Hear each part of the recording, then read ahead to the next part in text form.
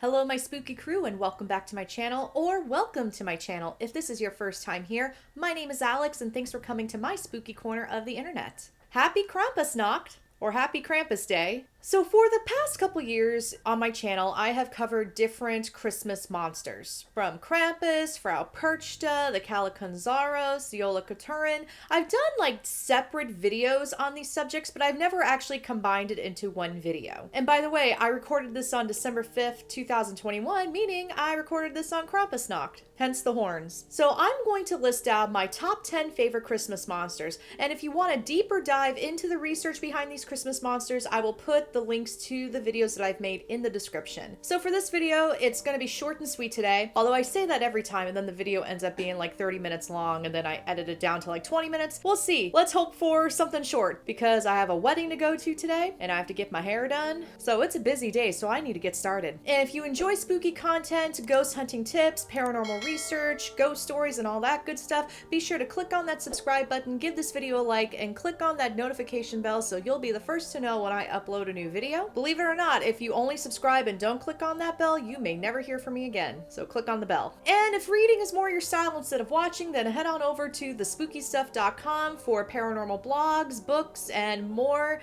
spooky goodies. All right, let's get started. So I said top 10, but I guess we're gonna do top 11 because I had to include the Kallikantzaros. So that's gonna be number 11. So the Kallikantzaros are from Southeastern Europe and Anatolian folklore. So the Kallikantzaros are like these little creepy goblin type of creatures. Throughout the year, they are trying to cut down something called the world tree, which is located in the underworld. So they spend the entire year like sawing this tree back and forth and trying to cut it down. But during the 12 days of Christmas, or when the sun stops moving, by the way, the 12 days of Christmas is considered to be like a Christian-centric holiday because it is believed that it took the Magi or the wise men 12 days to get to the baby Jesus. In Kallikantzaros lore, the 12 days of Christmas is also when the sun stops moving.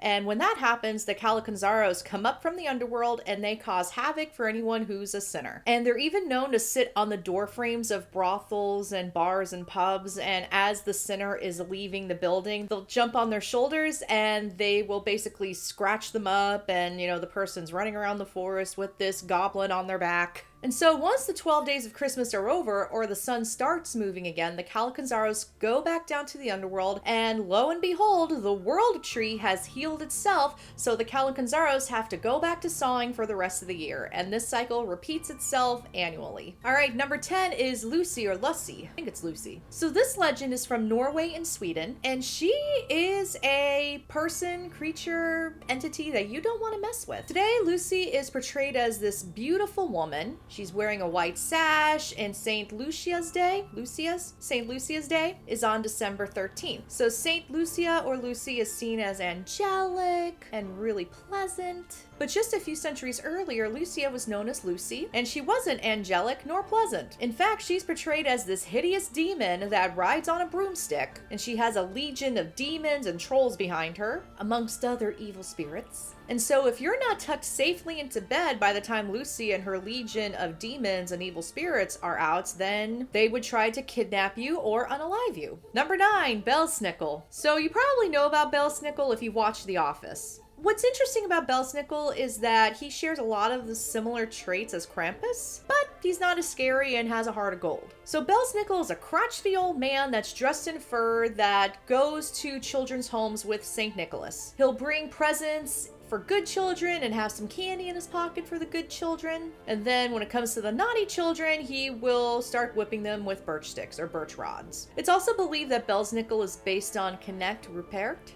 Knecht Ruprecht? God, I do not speak German. I am so sorry. Another thing I found interesting about Belsnickel, especially with the whole Krampus comparison, is that he's also known to wear a mask with a long tongue, very similar to the look of Krampus. So Belsnickel is kind of a monster with a heart. stay on his good side, basically. All right, number 8, Marie Lwyd. This is more of a delightful monster than creepy. Well, okay, it's still creepy, but it's delightful. Marie Lwyd is a very delightful custom tradition in South Wales. So to put it very simply, Marie Lwyd is a Christmas zombie horse, and it wants to eat and drink everything in your house. So as you can probably see in the pictures, and if you do your own research, you know, you'll see the pictures. Marie Lwyd is basically a horse skull covered with a sheet. The skull is probably held up with a pole, and there is 1 or 2 people inside.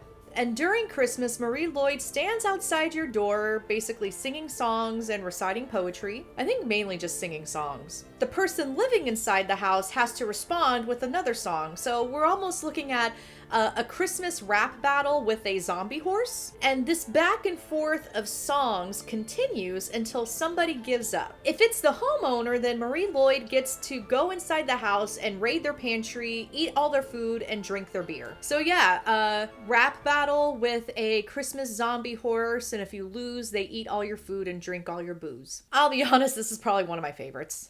Doesn't make number 1, but it's definitely one of my favorites. Okay, number 7, Tomte. The Tomte go by many names. We have Tomte, Tomtar, Nise, and Tomtu. But depending on which country you're looking at, then of course the word would change and the lore will slightly vary. In Sweden, Tomte refers to a group of mischievous domestic spirits that are basically responsible for protecting the farmstead. It is believed that the Tomte basically were created from the spirit of the first farmer in order to ensure that the farm would be watched over after that farmer was passed on. So the Tomte, they love tradition, they really hate change, and they don't like it when people are rude to them. Now, being rude could be anything from just like a sweaty farmhand to leaving a mess, and they demand respect. You need to respect the Tomte. And it's also believed that the Tomte were created to be companions for farmers, meaning that the farmers created the companions out of their minds. So almost like to the point where I'm like, oh, little thought forms. Now in Norway, they're known as the Nisi. The Tomte are little old men about 3 feet tall, and depending on where they worked, they wore different color clothes. Like some would work in the barn, some would work in the kitchen, some would work with the animals. And like I said, you don't want to offend the Tomte, Nise, Tontu, because if you do, it means like your cow's tails could get tied, you know, things would get turned upside down, or things would just be flat out broken. And if you make a mess, like if you spill something on the floor, you have to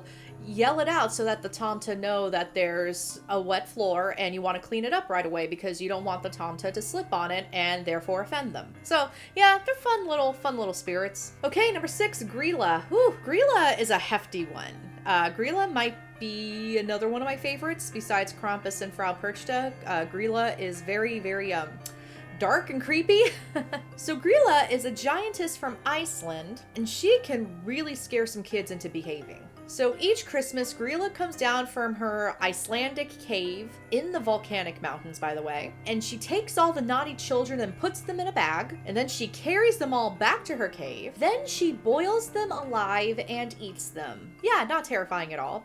Actually, this was freaking out so many kids that the Icelandic government actually ended up banning the use of Grýla for behavior modification. So today, when you do see Grýla around Iceland, she's more like celebrated as like a character, not necessarily like she's a real thing that can come and get you if you misbehave. She's also the mother of the Yule Lads, who we're going to talk to next for number 5. The Yule Lads are a band of 13 brothers that you do not want to tick off. So basically, they wreak havoc in the nearby village. So they have these really weird names like Spoon Licker and Window Peeper. They basically do what their name says. Like Spoon Licker will lick your spoons. Window Peeper will peep at you through the window. But they all don't come into town at the same time. They come into town one by one, and kids will actually leave their shoes by the windowsill. By the way, this all happens during the 13 days of Christmas. So the 12 days of Christmas, yeah, I guess maybe I need to take it back that the 12 days of Christmas isn't necessarily a Christian holiday, but, you know, it's kind of taken by the Christians. Big surprise. So anyway, kids leave their shoes out by the windowsill, and each Yule lad will leave a present in their shoe if they've been good. But if the kid is naughty, then they'll get a potato instead. As someone who loves carbs, this is a win-win situation, because I love potatoes. Yeah, so we have Spoon Licker, Window Peeper. There's also a Sausage Swiper who will steal your sausage. This is why they're number 5, because it's hilarious. Okay, number 4, the Jólakötturinn, or the Yule Cat. This is actually Grýla's cat. Now remember, Grýla is a giantess, which means that Jólakötturinn is also a giant kitty. So Jólakötturinn is a giant black cat that roams the countryside. And they roam the countryside on Christmas Eve. And Jólakötturinn will eat anyone who is not wearing at least one new piece of clothing by Christmas Eve. So if you've ever wondered where the tradition of like getting a new pair of socks for Christmas or getting Christmas jammies, this might be where it comes from. And what's interesting is the oldest account of Jólakötturinn actually dates back to the 18th century, and this may have been used as an incentive for like workers to wrap up their duties, their chores by Christmas Eve, because the incentive for finishing your work and your chores was new clothes. But anyway, so Jólakötturinn, Yule Cat, kitties. Okay, number 3, Stragelle. Look at the word at the bottom. So the Stragelle are the helpers of Frau Perchta, who you'll meet in just a moment, and their lore is primarily based in Switzerland. Yeah, so Europe has a plethora of Christmas monsters, if you haven't picked up on that yet. So Frau Perchta has groupies, the Stragelle.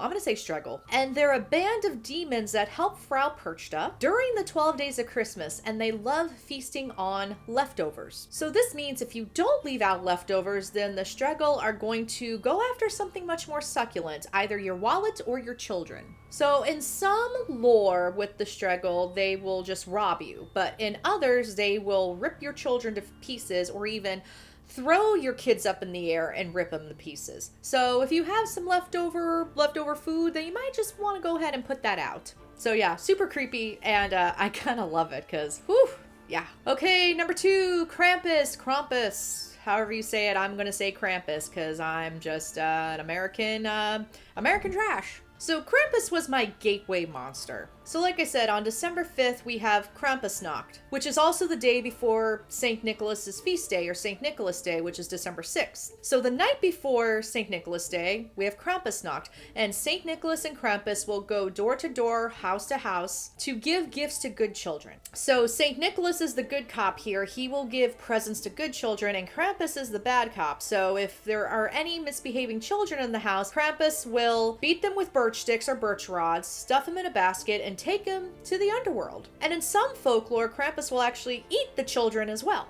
Honestly, I think this is much more effective than Elf on a Shelf. Okay, let's go to number 1, Frau Perchta. Krampus was my first love. Frau Perchta is my current love, as I've said numerous times in videos and blogs. She's known as the belly slitter, and yes, that sounds exactly like what it is. And in my opinion, she makes Krampus seem a bit soft. Frau Perchta is the upholder of cultural taboos, especially when it comes to like spinning and weaving. So basically, you need to have your spinning done by Christmas, or the beginning of the 12 days of Christmas. And you have to eat fish and gruel on Frau Perchta's feast day. So if you haven't finished your spinning or abide to Frau Perchta's feast day, you're going to get punished, and it's not just like getting smacked with a birch stick or taking a vacation to the underworld. During the 12 days of Christmas, with the Stragelle as her henchman, she roams the countryside and she goes into homes. And once she enters your home, she will know immediately if you finished your spinning, you abided by her feast day, and you were good. So if you're nice, you'll get a coin, and you'll also see Frau Perchta as this beautiful maiden. It kind of reminds me of Lussi a little bit. But if you've been naughty, you will see Frau Perchta as this haggard, scary looking woman, and she will slit your belly open, take out your insides, and then stuff you with straw and garbage. Yeah. Fish and gruel don't sound too bad now, do they? And another part of